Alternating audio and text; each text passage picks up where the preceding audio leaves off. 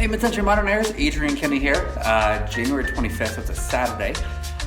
Still moving along nicely here. It's kind of in that hurry up and wait spot. I've actually got one of my crew members helping out on another house elsewhere, so they'll be jumping back here shortly, so that's nice. But getting the painting stuff done here, stopping in this evening. I should really come during the day so that y'all can see a little bit better than when I showcase when it's really dark out and you can't really see anything because electrical stuff hasn't been trimmed out inside, but the panel's been upgraded.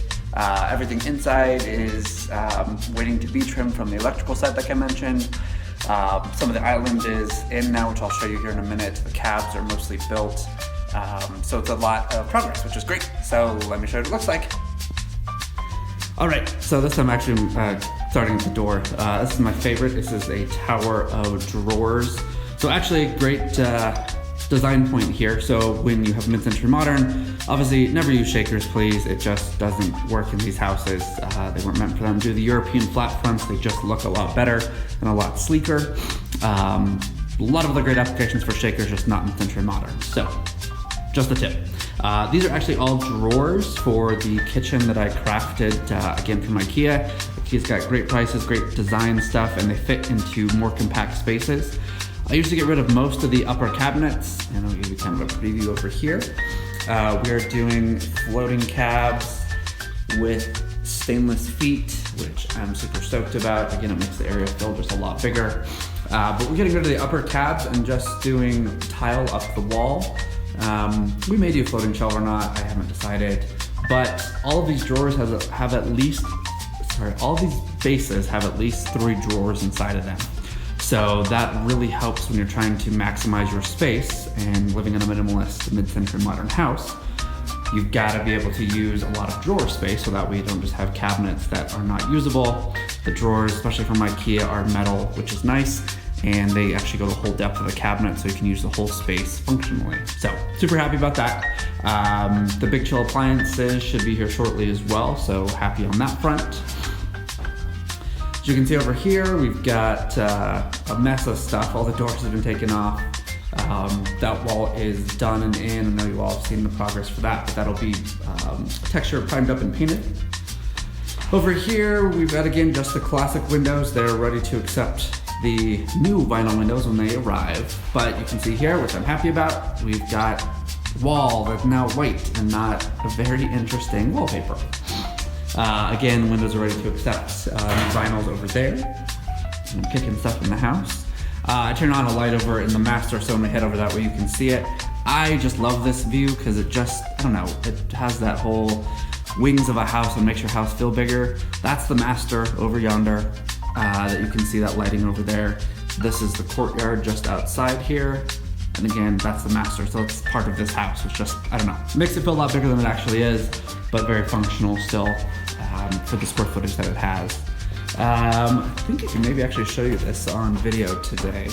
I love how this looks with the light behind it, especially in the kitchen. So the new owners are gonna have a couch out here, like we did again in our Cliff May, kind of along that space, facing this wall with the TV over there, which I think will look fantastic because we've seen it before and it looks really nice. So this is looking back at the main space. You can kind of see the iconic shape taking form.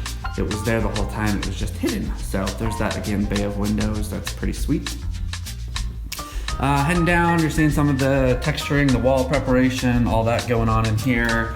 I think I've showed you this before, so it's not like a grand surprise, but I love it every time. Again, I think it's a nice, trendy-ish thing, but it's got a really heavy nod to the mid-century, even late Art Deco era, which I love. So there's that. Got the tile going on in there. This room didn't have an extra light, so I couldn't show you. But again, we're getting a nice white coat in here, so I'm happy about it. Heading down here, again, this is the mechanical room and washer dryer space, so I'm stoked that this was able to work itself into here. This is bedroom number 2. We've got it all painted up.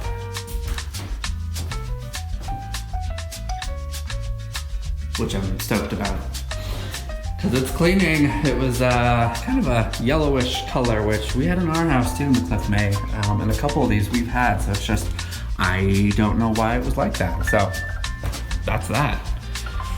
This is, again, the master closet. So we've got 2 lights that'll go in there, one over here. I love how this is turning out as well. So happy camper here. Light switch is gonna be there. There's gonna be a sliding door here. This, I don't know if I've showed this before. This is the pink sink that's gonna go in with the chrome legs and side towel racks. Stoked about that. I think that's just awesome. My client actually, like I said, really wanted that, so I'm really happy that we're able to make that happen for them, and I was able to salvage that from another house. The pink tile is here, which I will show you more of as it kind of opens itself up when more tile work happens. That is the pink original American Standard toilet that's gonna go in here. Super excited about that.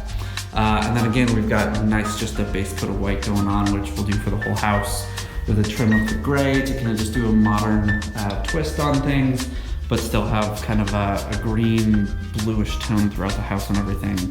Again, in here, not much has changed. It's just ready for the tile work as soon as my tile folks get back. So that's kind of the update now. Not crazy changes since last time, but good progress. Again, I'm pretty happy about how this is. Oh, I think you can finally see this now. This is the cork floor. It's actually recycled wine cork stops. I think it's sweet, especially in the Arapahoe Acres houses. They use a lot of the cork floors. They were slab on grade there, which probably helped to kind of warm it up just from the acoustic side and from the feeling of it. But I wanted to use cork in this house. It's kind of coming back in vogue, but also it's just a classic mid-century-esque thing. Again, use the magic Google machine and look online for mid-century modern cork floors, and you'll see that it was actually used in quite a few, especially in the Midwest. Again, for that kind of warm feeling and look that you get from it. So anyway, that's that. Here's all the junk that's here. It's a lot less junk than it was before. We filled up a 40-yard dumpster, and that's 40 cubic yards. So it was the massive one, and it was full. So that was gone and dumped all the crap from out of here. The garage space outside is taking up shape as well.